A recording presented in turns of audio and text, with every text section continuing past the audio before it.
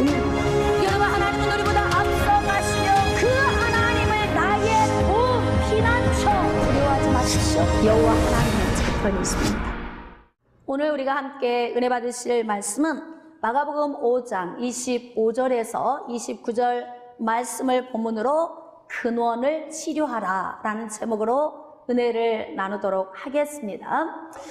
여러분, 이 땅에 언제부터 질병이 시작됐겠습니까? 죄가 들어온 이후부터 가난과 질병에서 우리는 무관한 삶을 살 수가 없는 존재가 된 것입니다. 그래서 이 땅을 살아가는 날 동안 우리에게 늘 끊임없이 찾아오는 문제 가운데에서 가난과 질병의 문제가 가장 우리 인생의 심각한 문제죠. 자, 오늘은 질병에 관한 문제를 좀 다뤄보려고 합니다. 여러분, 몸의 병이 온 사람이나 마음의 병이 온 사람이나 다 같은 질병입니다. 왜 단순히 육신이 아픈 사람은 치료가 쉬운데 마음이 병든 사람은 치료가 어렵냐면, 육신이 병든 사람은 병든 시점에 병원을 찾아가잖아요. 그렇기 때문에 치료가 훨씬 쉬워요.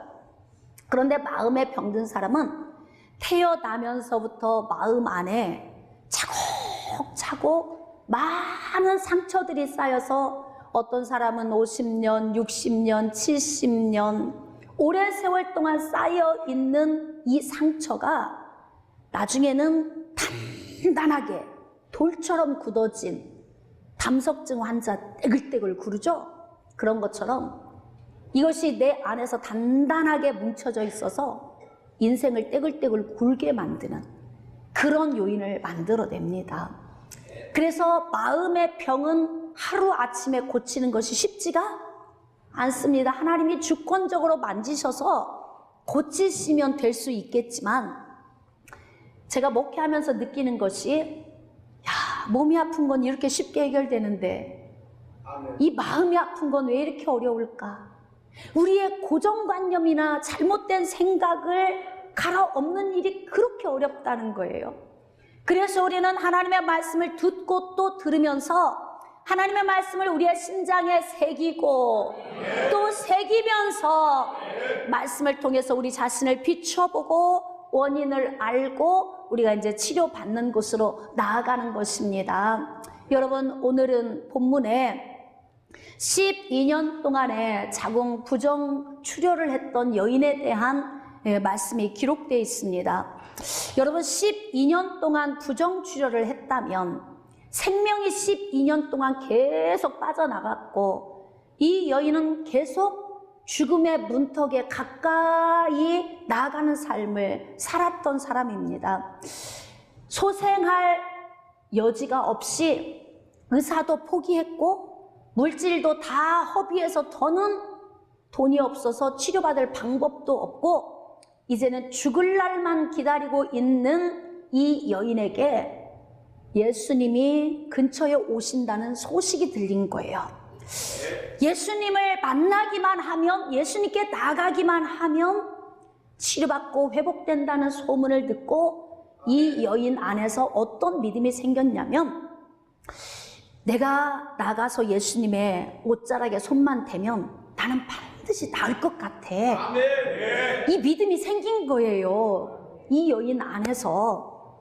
그런데 여러분, 유대인들의 규례 가운데에서는 레위기 15장에 유출병에 관한 내용이 기록되어 있는데, 여성들이 한 달에 한 번씩 유출을 하는 것 말고 그것도 부정하기 때문에 하나님께서는 그 기간 동안에 앉은 자리, 누워있던 자리, 만난 사람 다 부정하게 여기시는데, 그 이외에 이 여성병으로 인하여서 온 그 원인으로 유출을 하게 되면 부정하다. 그래서 그가 앉았던 자리, 누워있던 자리, 그리고 만난 사람까지도 다 부정해지기 때문에 유출병 환자들은 외출을 금하고 사람을 만나는 것을 금해야 되는 거예요. 그렇다면 이 여인은 지금 질병으로 말미암아 12년 동안을 유출했기 때문에 요즘 병으로 치자면 무슨 병일까요? 자궁암이었던 것 같아요. 자궁암. 그래서 12년 동안 하혈을 했는데 과학이 발달하지 않은 그 시대에는 어떤 병인지 자세히 알지 못하고 저 여인이 그냥 유출하고 있다. 그런 병에 걸렸다. 이제 이렇게 이야기를 하는 거겠죠.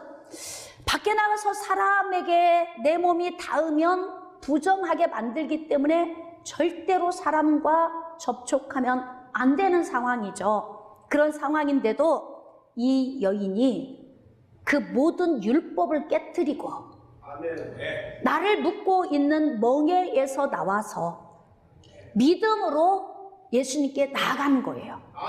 그래서 예수님께 나아가서 자신의 손을 뻗자 예수님의 옷자락에 손이 닿는 순간에 어떠한 역사가 일어났냐면 29절입니다. 이에 그의 혈루 근원이 곧 마름에. 할렐루야.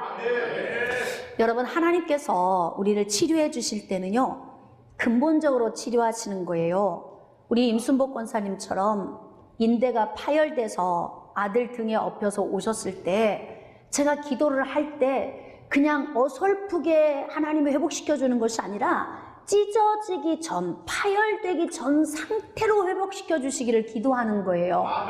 그래서 하나님 앞에 기도할 때 파열된 연골, 인대, 힘줄, 근육, 신경, 조직, 세포, 혈관까지 이전에 하나님이 창조하셨던 원래의 기능으로 똑같이 회복해 주시기를 위해서 기도하는 것입니다. 그러니까 근본적으로 회복이 되는 거예요. 단순히 그냥 통증만 없어지거나 아니면 어떤 현상에서 좀 가벼워지는 정도가 아니라 근본적으로 하나님은 해결해 주셔서 증상에서 노임받게 하시는 것입니다.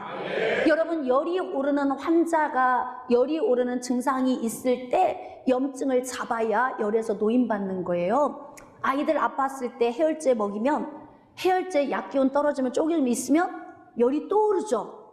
이게 반복적으로 열이 오르는 이유는 왜 근본을 치료를 안 했기 때문에 그래요. 염증의 치료가 되어야 열이 떨어지는 거죠. 지금 이 여인이 12년 동안 부정출혈을 한 이 질병은 부정출혈이 멈추는 것으로 끝나는 게 아니라 이것이 회복이 되려면 근본이 치료가 돼야 돼요. 다시 말하면 자궁 안에 있는 암세포가 사라져야 된다는 거죠. 그런데 이 시대는 암이 무엇인지 모르고 의학적으로 잘 규명할 수 없으니까 그냥 유출한 것에 대한 부분에 대해서 혈루, 피가 흐르는 근원, 피가 흐르게 하는 근원이 말랐더라. 암세포가 없어졌더라. 염증이 사라졌더라. 몸 안에 있는 병균이 사라졌더라. 지금 그 이야기를 하고 있는 것입니다. 여러분, 이 여인은 12년 동안을 생명이 매일같이 쏟아져 나가고 점점 죽음의 문턱에 가까이 오는 삶을 살았으니까 얼마나 힘들었겠습니까? 그런데 혈루 근원이 곧 마름에 병이 나은 줄을 본인 스스로 알고, 여러분이 저에게 와서 기도 받을 때도 여러분 스스로가 나아진 걸 여러분 스스로가 알아요. 왜 그런 줄 아세요? 통증이 없어진 걸 느끼거든요. 머리가 가벼워진 걸 느끼거든요. 상쾌해진 느낌이 기도 받는 사람에게 와요. 그래서 알게 되는 거예요. 이 여인도 예수님의 옷자락에 손을 대는 순간 자신의 몸에서 부정출혈이 멈추고 기력이 없던 몸에서 생기가 솟아오르고 살아나는 느낌을 이 여인은 느끼게 된 것입니다. 여러분, 제가 목회하면서 회복시키는 사역을 하는 가운데 아까도 제가 말씀드린 것처럼 정신병, 정신질환을 앓고 있는 사람, 정신병까지 가진 않았더라도 정신적으로 힘든 사람, 이런 사람을 회복시키는 일이 얼마나 힘든지 몰라요. 이 정신병은 정신 안에 있는 모든 생각을 뒤집어 엎어서 갈아엎지 않고는 회복시킬 수 없기 때문에 오랜 세월 동안 쌓여있던 잘못된 지식을 갈아엎는 것이 너무나 힘들죠. 그래서 회복시키는 사역 가운데 가장 난이도가 높은 사역이 바로 뭐냐면 마음을 회복시키는 사역이에요. 단순히 몸이 아픈 건 회복시키는 게 굉장히 쉽습니다. 이런 영적 원리를 통해 오늘은 제가 그렇게 우리가 회복하기가 어려운 마음의 영역 안에 있는 오늘은 분노에 관한 부분에 대해서 좀 다뤄보려고 그래요. 여러분, 분노의 근원이 해결이 되면 우리는 분노에서 노인받을 수 있습니다. 분노가 있는 사람이 입맛이 좋겠습니까? 잠은 맛있을까요? 사람과의 관계는 온전히 할 수 있겠습니까? 그러니까 거의 살았으나 죽은 것처럼 죽음의 문턱을 왔다 갔다 하면서 살고 있는 이런 불행한 삶을 살고 있는 사람이 이 시대 교회 안에도 많이 있다는 거죠. 그렇기 때문에 자, 이제 분노라는 것에 대해서 우리 안에서는 반드시 분노가 올 수 있는 문제를 만날 수 있다. 이유는 우리 안에 죄의 본성이, 죄덩어리가 있기 때문에. 여러분, 죄덩어리와 죄덩어리가 살면서 얼마나 부딪히겠어요? 그러니까 반드시 우리 안에는 미움, 증오, 분노의 문제가 온다는 걸 성경은 말씀하고 있어요.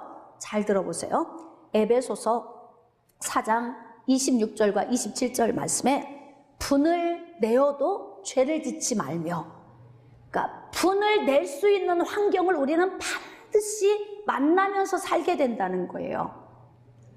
이런 문제가 없다면 성경 말씀에 이런 말씀도 우리에게 하실 필요가 없죠. 없어요. 염려되지 않는다면 우리에게 이런 당부를 하실 필요가 없어요.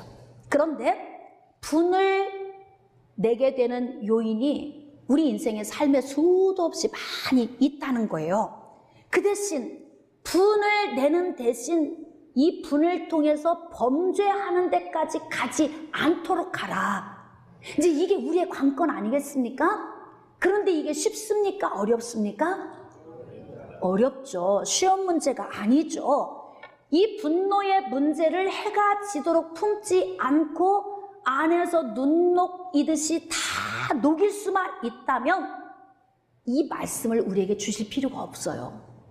근데 이게 눈 녹듯이 쉽게 안 녹는 문제이니까 우리에게 지금 신신당부하면서 말씀을 주시는 거죠.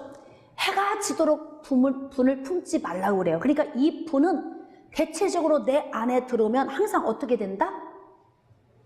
해를 넘긴다는 거죠. 해가 지도록 분이 내 안에 존재하고 있다는 거예요. 해가 지도록만 있는 게 아니라 다음날 해가 다시 뜰 때까지. 이게 지고 뜨고 10년, 20년, 30년, 40년 이렇게 쌓인 분노가 내 속 안에 단단한 돌덩어리처럼 내 안에 존재하고 있다는 거예요. 여러분, 담석증이나 요로결석이나 아주 조그만 돌 하나만 몸에 들어가 있어도 글쎄 저는 경험을 안 해봤는데 아팠던 분들은 죽을 만큼 힘들다고 하더라고요. 어때, 경험하신 분들이 있어요? 우리 이영님 집사님, 네, 결석 때문에 입원했어요. 제가 병원에 신방을 가다가 너무 차가 많이 밀려서 갈 수가 없어요. 바로 제가 1시부터 사역을 해야 되는데 시간은 째깍째깍 가까워오고, 그래서 제가 그랬죠. 나 지금 병원 신방 가다가 도로 유턴해서 갑니다. 그 대신 기도할 테니까 걱정하지 마세요. 그리고 핸들을 꺾고 유턴을 하고 제가 돌아오면서 차 안에서 2마디 선포했어요. 예수 이름으로 몸 안에 있는 담석은 다 가루가 되어서 몸에서 빠져나올지어다. 이렇게 2마디 제가 외치고 저는 정신없이 와서 사역을 마쳤어요. 사역을 마치고 났더니 우리 이영님 집사님이 엄마 너무 안 아파서 병원에 있기가 좀 그러니까 퇴원하게, 그리고 그냥 퇴원했는데 지금까지 괜찮아. 그렇죠? 할렐루야. 몸 안에 조그만 돌 하나만 있어도 떼글떼글 구를 정도로 죽을 만큼 아픈데 이 분노의 덩어리가 내 속에서 10년, 20년, 30년, 40년 계속 자라가는 이게 돌덩어리처럼 굳은 것이 내 안에 더 자리 잡고 있으면 수민들 쉴 수 있겠습니까? 살민들 낙이 있겠습니까? 그러니까 거의 죽어가는 삶을 사는 거예요. 12의 혈루증을 앓았던 여인과 별반 다를 바 없이 생명이 몸 안에서 쭉쭉 빠져나가는 거예요. 그리고 자꾸 삶은 죽음의 문턱으로 가는 거죠. 살았으나 죽은 것 같은 삶을 살고 있는 것. 그런데 해가 지도록 분을 품지 말고 빨리 해결을 하라 그러는데, 해결하지 않으면 마귀가 틈타 들어온다. 그래서 마귀가 틈타 들어오면 그때부터는 내 의지대로 안 되고 마귀가 움직이는 의지대로 내가 움직여지기 때문에 그 이후의 삶은 여러분 상상이 다 되시죠? 어떤 삶이 초래될 것인지. 자, 그렇다면 분노의 문제는 어디서부터 오게 되는가? 성경에는 모든 사건이 다 기록되어 있어요. 성경은 쇳덩어리들이 살고 있는 인생의 삶에 하나님의 계획과 예수 그리스도를 통해 구원하시기 위한 하나님의 개입된 섭리가 기록되어 있기 때문에 성경 창세기적 계시록까지는 없는 죄가 없이 다 기록되어 있다니까요. 우리 인생에서 일어날 수 있는 모든 일이 다 있어요. 자, 그렇다면 말씀을 찾아가면서 보면은 너무나 시간이 걸리니까 제가 이야기를 할 테니까 여러분이 그동안 알고 있는 성경을 잘 줄기를 잡으면서 체크하셔야 돼요. 뭘 체크하느냐? 내 안에 있는 분노가 어떤 유형의 분노들이 있는지 여러분이 마음으로 체크하셔야 돼요. 여러분, 언제 우리 안에 분노가 생기냐면, 자, 첫 번째, 아벨을 향한 가인의 분노. 여러분이 잘 알고 있죠? 가인과 아벨이 하나님께 제사를 드렸는데 하나님이 아벨 제사만 흠양하신 거예요. 이 사건으로 말미암아 가인 속에서 분노가 일어났어요. 그런데 왜 분노가 일어났냐면 하나님이 자신의 제사를 안 받은 것에 대한 분노가 첫 번째이겠지만 중요한 것은 자기 자신의 죄 때문에 일어나는 분노예요. 내가 잘못한 거잖아요. 그래서 자신의 실수와 잘못이 있을 때 상대적으로 똑같은 환경과 상황에서 실수하지 않고 잘못하지 않고 잘 가는 사람을 보면 자기 속에서 미움이 생기게 돼 있어요. 이런 경험 해봤다 하는 분 있을지 모르겠어요. 저 사람 문제가 아니에요. 아벨의 문제가 아니에요. 하나님 문제도 사실 아니에요. 그런데 내 실수와 내 잘못으로 말미암아 실수 없이 잘못 없이 잘 가고 있는 사람을 보면 속이 안에서 뒤틀리기 시작해. 그러면서 괜히 저 사람이 나에게 잘못한 것도 없는데 이뻐요, 미워요? 여러분이 정확하게 대답하셔야 돼요. 여러분 안에 남 볼 필요도 없어요. 내 속에 있는 걸 지금 점검하고 있는 거니까. 여러분 누구나 다 경험했을 법한 이야기를 하니까 정답을 여러분이 말씀을 하셔야 돼요. 그래서 이런 경우에 실수 없이 잘못 없이 너무나 전진을 잘하고 있는 사람 보면 어떤 마음이 생겨요? 그냥 밉다보다 어떻게? 얄밉다. 얄밉다. 근데 이 마음이 그를 볼 때마다 계속 증폭이 되는 거예요. 점점 커지기 시작합니다. 그러면서 이 마음이 어떻게 바뀌냐면 분노라고 하는 큰 ICBM 같은 위력을 가진 덩어리가 되는 거예요. 그래서 결국은 이런 분노는 어떤 결과물을 가져오냐면 너 죽고 나 죽자지. 나는 얄미워서 난 네 꼴을 더는 못 보겠다. 그러니까 어떻게 방법은 내 눈에서 안 보이도록 없애버리는 거예요. 가인은 아벨을 향해서 저 사람 때문에 자신의 부족함을 보는 것이 계속 힘든 거죠. 아벨이 가인의 거울이 되는 거예요. 아벨을 볼 때마다 기분 나쁘고 아벨을 볼 때마다 실수가 또 생각나고 아벨을 볼 때마다 내가 잘못했던 것이 계속 반복적으로 생각나요. 그러니까 가인은 방법을 선택하는 거예요. 차라리 내 눈에서 안 보이도록 없애버리자. 그래서 가인은 아벨을 쳐 죽입니다. 여러분, 아벨이 무슨 죄가 있어서요? 아무 죄가 없어요. 세상에서는 이런 문제가 있을 수 있어요. 아벨같이 억울한 문제를 당하는 사람이 있을까요? 없을까요? 자, 좀 우리가 비근한 예로 인생에서 허랑방탕해서 물질을 다 낭비한 사람이 부잣집 집을 보면서 늘 기분 나빠. 좋은 차를 타고 차고에서 나오는 사람을 보면, 좋은 옷을 입고 걸어가는 사람을 보면 괜히 기분 나빠. 내가 잘못 산 걸 생각을 안 해요. 내가 잘못 살았구나. 다음부터는 다시 저들처럼 열심히 살아야 되겠구나. 이렇게 건전한 생각을 가지면 살 길이 열리는데, 대부분 분노의 마음이 일어나는 건 생각의 방향성이 부정적인 방향으로 흐르는 거예요. 그러니까 보면서 돈 좀 있다고 잘난 체 하네? 이제 이렇게 나오는 거예요. 그러니까 어떻게 해요? 담 넘어 가서 같이 나눠 쓰던지, 서로 나눠 쓰자 이거예요. 나눠 쓰자. 그렇지 않으면 어떻게 해요? 꼴 보기 싫으니까 없애자.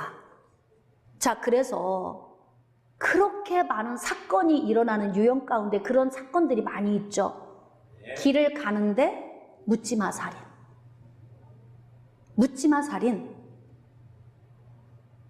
아무 죄가 없는데 누군가가 와서 뒤에서 살인하는 경우, 이런 경우가 다 무슨 문제냐면 분노의 문제예요. 이 분노의 문제를 빨리 뽑아내지 않으면 너 죽고 나 죽자. 여러분, 분노가 내 안에서 자라면 마치 12년 동안 부정출혈한 여인처럼 생명이 쭉쭉 빠져나가. 살았으나 죽은 것 같은 거예요. 기쁨이 없는 삶이 사는 거예요. 만족함이 없는 삶이 뭐 산 의미가 있겠습니까? 먹어도 입맛도 없고 자는데 깊은 잠도 못 자는 그런 삶이 무슨 인생의 삶이라고 말할 수 있겠습니까? 그러니까 12년 동안 부정출혈한 여인과 다를 바가 하나도 없는 삶. 이게 바로 뭐냐면 마음의 병이 들면 이런 문제가 와요. 그래서 자신의 잘못과 잘못 살아온 것이 원인이 돼서 이유 없는 사람을 향해서 분노의 마음을 가지는 경우, 이런 경우가 있어요. 자, 이제 두 번째는 다윗을 향한 사울의 분노. 여러분이 다 알고 계시는 말씀이에요. 사울은 다윗을 만나는 순간부터 불행해졌어요. 다윗을 만난 때가 사울 나이가 60대 후반에 들어서는 나이예요. 여러분, 나이가 많다고 성숙한 건 아니에요. 나이 먹고 노인이 됐다고 인생을 더 잘하는 것도 아닙니다. 어리다고 인생을 어설프게 사는 것도 아니에요. 어떻게 훈련됐느냐, 얼마큼 아느냐, 에 따라서 삶이 달라지는 거예요. 자기는 왕의 위치에 있고 나이가 70을 향해 달려가고 있는 그 나이에 더 뭐 바랄 게 있다고, 사람 가운데 최고의 자리에 있고 최고의 환경에서 최고의 것을 누리고 있으며 뭐가 부족해요? 그런데 얼굴이 붉고 눈이 빼어나고 얼굴이 아름다운 다윗, 그는 소년임에도 불구하고 용기와 무용과 구변이 뛰어나다. 갖출 것 다 갖췄네. 근데 거기에 또 하나님의 영이 함께 하신대. 야, 이런 사람 보면 여러분 속이 어때요? 부럽죠. 그냥 나보다 잘난 사람을 보면서 부럽다. 그러면서 그 다음 생각이 나도 노력해야지. 그러면 건전한 거예요. 그런데 생각이 부정적인 사람은 나보다 잘난 사람을 보면 못 견디는 거예요. 여러분, 나보다 잘난 사람은 그만큼 노력해서 잘난 사람이 된 거예요. 노력 없이 절대 잘나지 않아요. 공부 잘하는 애들은 학교 가서 친구들 사이에서는 막 놀지만 집에 가면 밤새 코피 터지게 공부해. 너는 학교 오면 매일 노는데 왜 이렇게 공부를 잘해? 그냥 모르겠어. 나도 몰라. 모르긴 뭘 몰라. 집에 가서 코피 터지게 공부하는데. 잘하는 사람은 잘할 만한 이유가 반드시 있어요. 형제들 다 놀고 있어요. 직장도 안 가, 돈도 안 벌어요. 다윗 혼자 직장 생활하는 거예요. 들판에 가서 일하는 거 성실하게 자기 자신을 가꾸고 열심히 노력하고 수금도 타고 막 짬짬이 시간 나는 대로 자기 재능도 익히고 글도 쓰고 하나님 찬양도 하고 혼자 남이 보면 저 사람 혼자 뭐해 그러는데 그만큼 잘난 사람은 잘난 만큼 자신의 시간을 투자하고 노력을 투자하는 거예요. 저 사람은 왜 이렇게 잘해? 그러면서 질투하고 있는 동안 이 사람은 노력 안 하고 계속 질투만 하는 거예요. 그러니까 나보다 잘난 사람을 보면 기분 나빠. 저 사람에 비해서 상대적으로 내가 못 미치는 나를 보면서 속이 또 틀려. 속이 또 틀어지는 거예요. 나보다 잘난 사람을 보면 시기 질투의 마음이 생기고 그 사람을 뒤에서 계속 비난하고 자꾸 그 사람을 떨어뜨리기 위해서 하는 그게 바로 다 그런 유형의 것들이에요. 그래서 자기 안에서 그 사람을 향한 미움이 생겨. 다윗이 나이가 어림에도 불구하고 하나님이 함께 하시고 너무 잘 준비됐어요. 왕인 사울이 소년인 다윗을 보는데 여기서 속이 틀려. 그러니까 결국은 나이는 숫자에 불과하다. 거울 볼 때야 내가 노인이구나 알지 마음은 이팔 청춘이다. 다 그렇잖아요. 그런 것처럼 그러니까 나이가 인생을 다 말해주는 건 아닌 거예요. 아닌 거예요. 다 소유한 왕인 사울이 다윗을 보면서 시기 질투가 나서 못 견뎌. 그러니까 다윗을 주목하면서 자기 속에서 계속 미움이 자라가니까 이 미움이 나중에 분노가 돼요. 자, 그러면 또 어떻게 하면 좋을까? 정답을 이야기하세요. 그럼요. 없애야 되는 거야. 없애야 되는 거야. 그러니까 분노의 특징은 뭐냐면 너 죽고 나 죽자예요. 나 죽자. 나 살자 아니에요. 여러분, 분노는 다른 사람을 죽이기 전에 자기가 이미 죽어 있는 거예요. 생각해 보세요. 내가 누군가를 죽이기 위해 계속 고민하고 계획하고 생각하고 있는 동안 살았다고 볼 수 있어요? 그렇지 않습니까? 내가 누군가를 비난하기 위해서 마음속으로 막 생각하고 있다. 어디 가서 막 사람들에게 이야기할 때 이미 자신이 죽어 있는 상태라니까요. 그러니까 나 죽고 너 죽자예요. 분노는. 깨달아지시면 아멘. 그래서 분노의 마음을 빨리 해결하지 않으면 그러면 결국은 다른 사람만 죽이는 것이 아니라 내 자신 스스로도 계속 죽어가는 거예요. 그러니까 사울이 선택한 방법이 뭐냐? 시간만 나면 창을 던지네. 왜? 잠시 고개 돌린 사이에 창을 던져버리는 거예요. 야, 그런데 놀랍게도 다윗을 향한 하나님의 계획이 너무나 광대하시니까 하나님께서 화살을 5도를 꺾어버리셔. 아멘. 깨달아지시면 아멘. 아멘. 금방 불 속으로 피했는데 사울이 뒤쫓아 오는데 어디로 갔지? 금방 멍하게 만들어버리죠. 그래서 사울의 손에서 하나님의 구출을 해 주셨기 때문에 다윗이 산 거예요.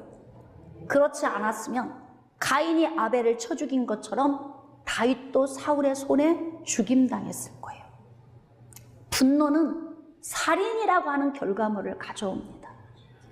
여러분, 가정 안에서도 싸우다가 요즘에 우리가 하여튼 전 세계의 모든 뉴스를 접하면서 어쩜 이렇게 세상이 이렇게 악한가 그러는데 지금은 전 세계 소식을 알아서 악한 것처럼 느껴지는 거고요. 예전에는 소식이 어두워서 악하지 않았던 것처럼 느껴질 뿐이고 성경을 보면은 창세기서 계시록까지 없는 사건 없이 다 있잖아요. 죄가 있는 세상은 어디든지 이렇게 악하답니다. 그래서 분노의 문제를 해결하지 않으면 나보다 잘난 사람을 보면서 분노가 생기고 이 돌덩어리 하나가 딱딱하게 굳어진 게 내 속에 하나 또 들어가 있어. 몇 개 들어가 있어요 지금? 2개. 아까는 내가 잘못하고 실수한 자기 스스로의 아픔 속에서 생긴 상처 덩어리 하나. 이제는 잘난 사람 보면 기분 나쁘고 점점 자라나는 분노 덩어리 또 하나. 성경을 보니까 또 있더라고요. 야곱을 향한 에서의 분노. 자, 이 분노는 어떤 분노냐면 나는 아무 문제 없는데 내 인생에 손해를 끼친 사람을 향한 분노. 야곱은 에서의 장자권을 죽 한 그릇으로 사버렸어요. 여러분, 그 장자권이라고 하는 것은 나중에 유산을 상속받을 때 갑절로 받는 건데 죽 한 그릇에, 이게 정신이 돌아온 후에 생각해보면 이 속에서 미움이 생길까요? 안 생길까요? 내 인생에 치명적인 손해를 입힌 거예요. 어떤 사람은 내 집을 통째로 가져간 사람이 있어요. 보증. 나 그런 적 있다 하는 분 여기 계실 수도 있어. 보증서 줘서 집을 한순간에 날려버린 사람. 어떤 경우는 3개월 만에 갚을게 그래가지고 갯돈 단 거 달라고 해서 줬더니 그 이후에 소식이 깜깜무소식인 사람. 내 인생에 손해를 입힌 사람들이 있어요. 내 인생에 손해를 입힌 사람을 향해서 미움이 생기면서 이게 다시 분노의 덩어리가 되는 거죠. 그러면 또 어떤 마음이 생길까요? 죽이고 싶다, 이 마음이 생겨요. 제가 한번 질문해 볼게요. 우리가 예수 믿기 때문에 우리 안에는 그런 마음이 없을까요? 다 대답하셔야 돼. 옆 사람 보지 말고 내 안에 있는 분노의 개수를 세어보고 점검하면서 내가 예수 그리스도를 믿고 중생했다고 내 안에는 분노의 문제가 없는가? 자, 어때요? 여러분 안에 분노의 문제가 있습니까? 없습니까? 많습니까? 어떠신 것 같아요? 많지는 않습니다. 더 들어보셔야 돼, 그러면. 자, 네 번째. 하갈을 향한 사라의 분노. 네. 하갈을 향한 사라의 분노는 은혜를 모르는 사람. 내가 많이 베풀었는데 은혜를 모르는 사람에 대한 분노예요. 사라가 하나님이 태문을 닫으셔서 아이를 못 낳았어요. 자식이 없으니까 하나님이 주실 때까지 기다리는 게 너무 힘든 거예요. 우리는 쉽게 말할 수 있어요. 아유, 믿음도 없이 좀 기다리지. 25년 기다리는 게 쉽습니까? 그러니까 이제 인간적인 방법으로 문제를 만들어버린 거예요. 자신의 여종 하갈, 젊은 여종을 자신의 남편에게 준 거죠.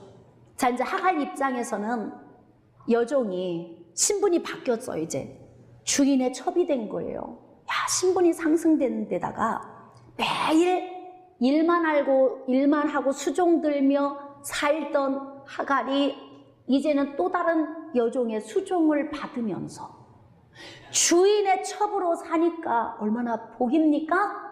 자, 그런데 인품이 좋은 사람은 이 복을 복 있게 잘 관리해서 죽는 날까지 큰 부인인 사라를 잘 섬기면서 겸손하게 그렇게 살면 끝까지 복인데, 자, 내 속사람을 보고 대답합시다. 쉽습니까? 어렵습니까? 여주인은 자식을 못 낳고 나는 임신을 했어요. 나 교만하지 않을 자신 있다, 이런 분 있어요? 난 그래도 살아 섬기면서 진짜 여종의 신분을 이렇게까지 높여주신 그 주인의 은혜에 감사하면서 한 평생 사라를 잘 섬기면서 살아야지 난 이럴 수 있다, 이런 분 손 들어보셔봐. 여러분, 우리 안에는 죄덩어리가 있어서 이거 안 쉬워요. 어렵습니다. 어려우니까 아까 에베소서에서 분을 내어도 해가 지도록 품지 말라고 하는 건 우리에게 이렇게 분노의 문제를 일으킬 수 있는 요인이 각 사람 안에 그렇게 많이 들어있다는 거예요. 그러니까 말씀을 통해 신신당부하는 거죠. 분을 내어도 해가 지도록 품지 말아라. 왜? 이것이 나도 죽고 남도 죽이고 이런 문제를 발생하기 때문에 그렇다는 거예요. 그런데 임신을 하게 되니까 안주인을 멸시하는 거예요. 참 이게 인간이라니까요. 어제의 내 모습을 잊어버리고 안주인을 멸시했어요. 자, 사라가 정말 하나님의 선지자로 부름을 받은 자인데 이 멸시의 문제를 어떻게 해결했을 것 같아요? 그냥 품었을까요? 사랑으로 용서하고 이해를 했을까요? 여러분, 아브라함의 가정은 선지자의 가정이에요. 아브라함과 사라는 선지자로 부름을 받은 자들이에요. 그런데도 불구하고 어떻게 했느냐? 너 나한테 멸시 핑 하고 쳤어? 내가 그냥 잊지 못하지. 퐁 하고 학대를 훅 던져준 거예요. 계속 핑퐁 게임을 하는 거예요. 그러면서 집안이 이게 사는 것 같겠습니까? 결국은 나중에 하갈이 이 학대를 못 견디고 도망을 가게 돼. 임신한 상태에서. 여러분이 다 아는 것처럼. 여러분, 하갈을 향한 사라의 분노는 내가 너에게 끼친 은혜가 얼만데, 내가 너를 위해서 해준 것이 얼만데,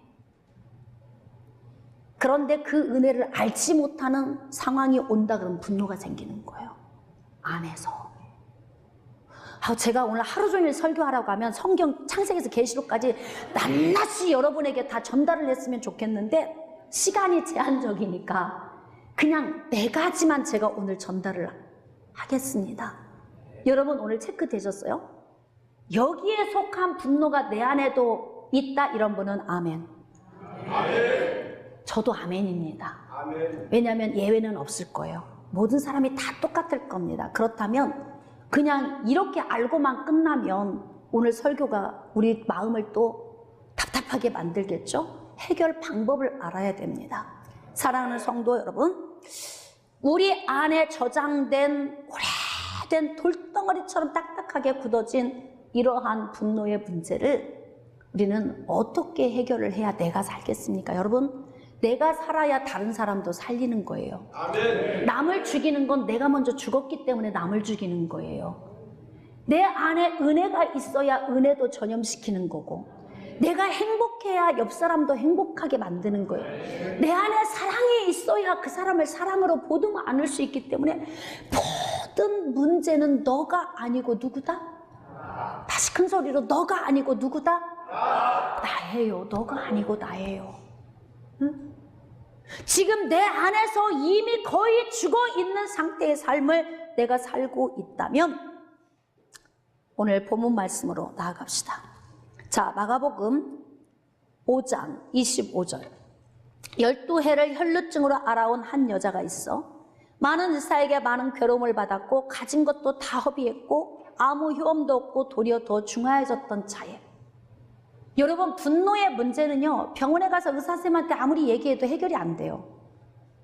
그러니까 이 정신질환은 끝이 안 보이는 거예요. 이 싸움은 단순히 육신이 아픈 건 뭐 부러진 거는 붙여주고 뭐가 있는 건 도려내고 꿰매주면 하나님의 몸 안에서 치유를 일으켜서 회복이 되는데, 정신적인 마음 안에 있는 이 질환은 의사 선생님이 손댈 수 있는 영역이 아니에요. 그러니까 처방전을 어떻게 하느냐? 신경 안정제. 신경이 막 움직여서 팔딱팔딱팔딱 살아서 움직여야 되는데 신경을 안정시켜. 그러니까 잠만 와. 신경이 안정된다는 얘기는요, 신경 자체가 활동을 안 한다는 이야기예요. 그러니까 잠만 와요. 먹고 자고 먹고 자고 먹고 자고. 그런데 가족들이 그 약이 해결 방법이 아닌 걸 알면서도 먹일 수밖에 없는 이유는 분노는 가장 먼저 자기를 죽이고 그 다음은 다른 사람을 죽이기 때문에 그래요. 그러니까 그 난폭한 내면에서 나오는 이 철퇴 같은 분노의 것들을 막 분출을 해낼 때 어떻게 이거를 해결할 수 있는 방법이 없으니까 알지만 그냥 먹여. 가족들이 매일 누워서 잠만 자지만 그냥 재워. 방법이 없으니까 그러는 거예요. 그러면 그 인생이 살았으나 죽은 것 같은 것과 똑같은 거죠. 사랑하는 성도 여러분, 우리 인생의 삶이 그런 상태까지 왔다 그러면 어떻게 이걸 거기까지 가도록 하지 말아야 되고, 첫 번째는 할렐루야. 거기까지 가고 있다면 지금 빨리 유턴해야 되고, 거기까지 도착을 해서 손 쓸 길이 없다 그러면 어떻게 해야 되겠습니까? 여러분, 무조건 그냥 주님께 들고 나가면 다 거저 해결이 되는 게 아니에요. 심각해지기 전에 빨리 주님께 나와야 돼. 지금 12의 혈루증을 앓았던 여인이 부정출혈을 하고 생명이 계속 빠져나갔어요. 분노의 문제도 마찬가지예요. 모든 질병은 마음의 질병이든 몸의 질병이든 영적 질병이든 다 생명이 빠져나가는 거예요. 자기가 먼저 죽는 거예요. 그런 상태에서 모든 것이 다 피폐해진 거예요. 물질도 다 잃어버렸죠? 의사들도 두 손 두 발 다 내려놨죠? 가족들도 이제는 지쳐서 거의 포기 상태죠? 혼자 덩그러니 남아있어요. 그럼 여러분, 이거 어떻게 해야 됩니까? 거기에다 대고 율법의 멍에가 묻고 있어. 넌 부정출혈하고 있잖아. 유출병 환자야. 사람 있는데 나가지 마. 거의 새장 안에 있는 새처럼 있는 거예요. 자, 그렇다면 여기에서 살아날 방법은, 누가 나를 이끌고 가서 살려주기를 원하십니까? 잘 고민해 봅시다. 나도 죽을 지경인데 지금. 그쵸? 나도 죽을 지경인데 누가 얼마나 내 인생에 개입해서 나를 살리고 싶어서 몸부림치겠습니까? 그렇다면 누가 달려나와야 돼요? 다시 한번, 누가 달려나와야 됩니까? 내가 달려나와야 되는 거예요. 내가. 이 여인은 거의 감옥살이처럼 죽은 상태에 있는 상태인데도 율법의 멍에도 버렸어요. 누가 나를 어떻게 보나, 저 사람이 내 이미지를 어떻게 생각하나, 그건 중요하지 않다는 거예요. 내가 정신질환을 앓고 있고 마음의 고통스러움, 이 문제로 몸부림치고 있는데 우선은 살고 봐야 된다는 거지. 멍에가 나를 묶는 거, 멍에를 벗어버려야 돼. 내 이미지가 누구에게 어떻게 보여지는가, 그거 중요하지 않아요. 한번 외칩시다. 살고 봐야 됩니다. 사는 것부터 시작입니다.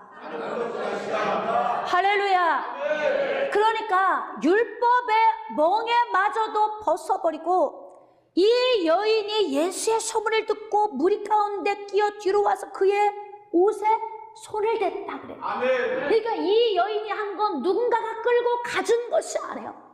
본인이 율법의 멍에를 벗어버리고 자신이 기어서 뛰쳐나간 거예요. 그리고 그 여인이 한 일이 무엇인 줄 아십니까? 예수 그리스도의 옷자락에 손을 대었다. 여러분, 예수님의 옷자락에 믿음으로 손을 펼치십시오. 이런 찬양이 있어요. 손 내밀어 주를 만져라.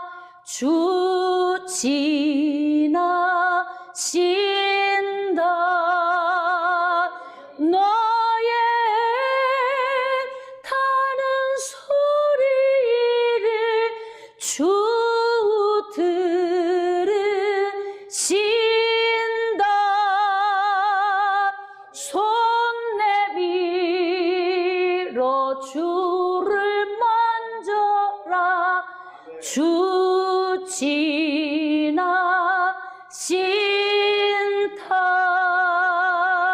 할렐루야. 우리 하나님께 영광의 박수. 할렐루야. 다른 사람의 시선에 신경 쓰지 마세요.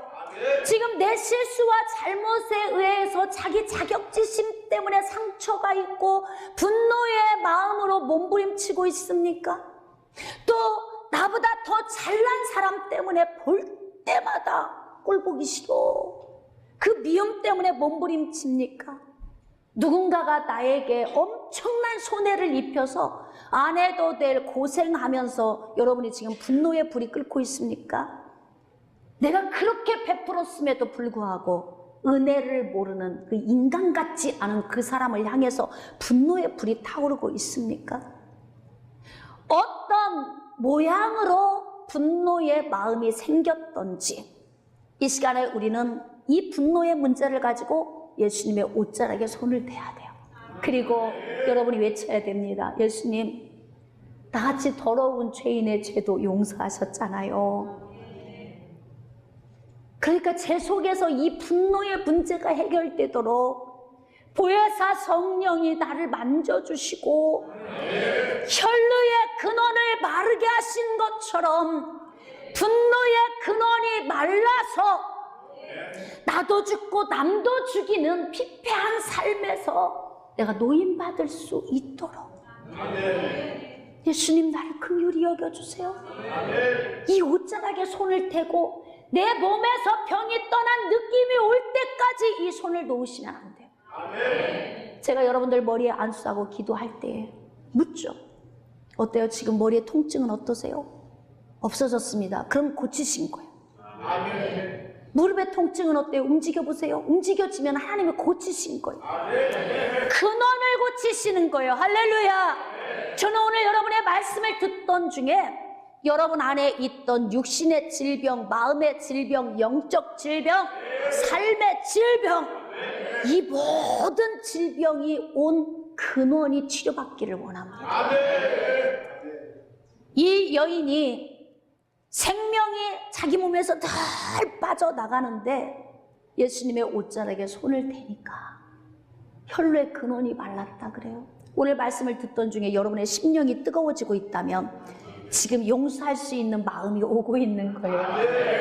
그동안 섭섭해서 아니면 약 올라서 아니면 꼴 보기 싫어서 여러 유형의 분노가 내 안에 있다면 오늘 보혜사 성령께서 여러분이 믿음의 손을 내밀고 예수의 옷자락에 손을 대는 순간 여러분 안에 있는 분노의 마음을 다 녹이시고 완전하게 해결하셔서 죽음에서 생명으로 할렐루야 회복되는 은혜가 있기를 주님의 이름으로 축복합니다.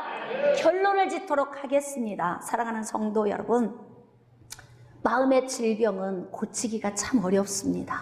제가 목회하면서도 느끼지만 그렇게 말씀을 통해서 가르쳐도 지긋지긋하게 안 변하는 사람들이 있어요. 죄송합니다. 누구 얘기일까요 이게?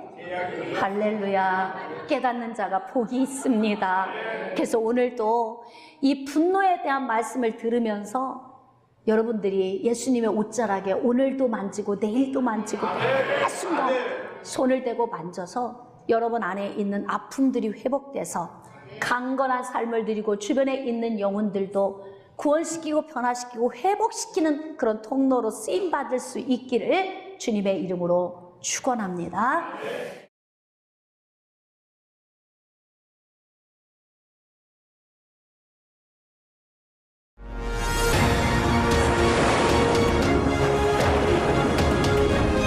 희생하는 사랑, 조건 없는 사랑을 주는 여러분, 하나님은 우리보다 앞서가시며 그 하나님을 나의 구 피난처 두려워하지 마십시오. 여호와 하나님은 제 편이 있습니다.